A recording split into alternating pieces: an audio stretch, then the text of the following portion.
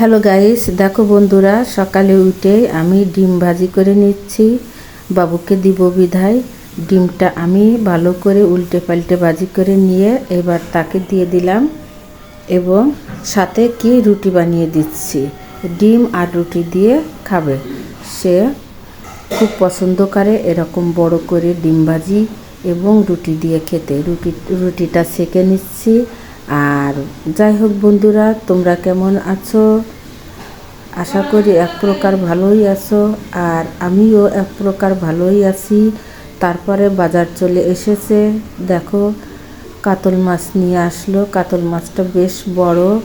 আমি বাজারে টুকরো করতে দিই না, এরকম আধা কাটা করে নিয়ে আসে, যাতে আমি ঘরে টুকরো করে নিতে পারি ইচ্ছা অনুযায়ী।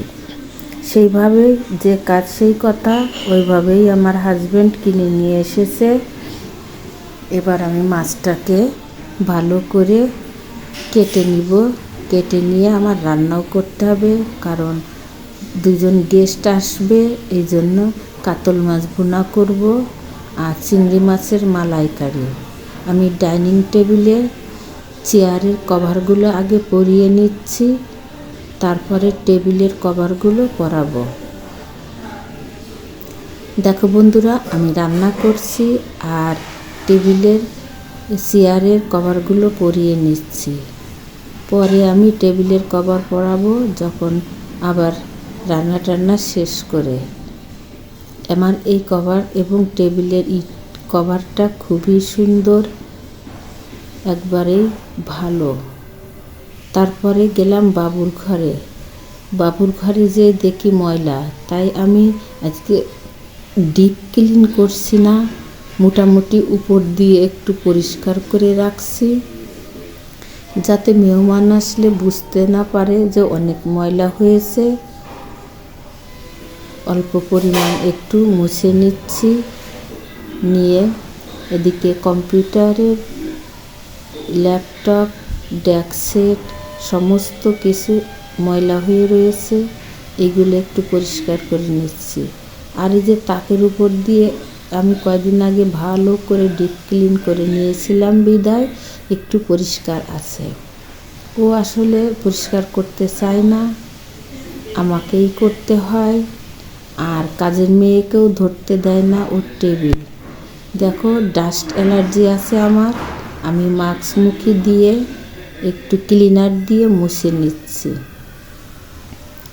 বন্ধুরা, এইভাবে যদি একটু মাঝে মাঝে করা হয় তাহলে ঘর পরিষ্কার পরিচ্ছন্ন থাকে। ওদিকে কিন্তু আমার রান্না হচ্ছে, আমার রান্নাটা হতে থাক, আমি এপাশে ঘরটা মুছে নিচ্ছি। এই যে কিছুদিন আগে ওর কম্পিউটার চেঞ্জ করে দেয়া হয়েছে। এটা হচ্ছে একবারে গ্লাসের বডি কেসটা, এই যে খোলা যায়, তারপরে পরিষ্কার পরিচ্ছন্ন করা যায়। আমি এই যে ডোর খুলে এই যে আবার কাজটা লাগিয়ে দিলাম, সব কিছু দেখা যায়।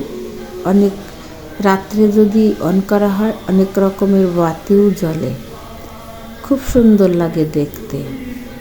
ও পছন্দ করলো, তাই এই কম্পিউটারটা ওকে কিনে দিলাম। আমি এই যে কাতল মাছের একটু ভুনা করে নিচ্ছি। বন্ধুরা দেখো, বেশি কিছু রান্না করব না,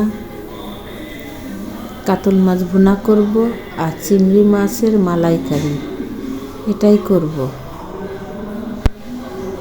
আমার মাছটা হচ্ছে, দেখো বন্ধুরা কত সুন্দর হয়েছে, কালারটা অনেক সুন্দর এসেছে, দেখতেও যেমন সুন্দর হয়েছে, খেতেও তেমন মজা হবে।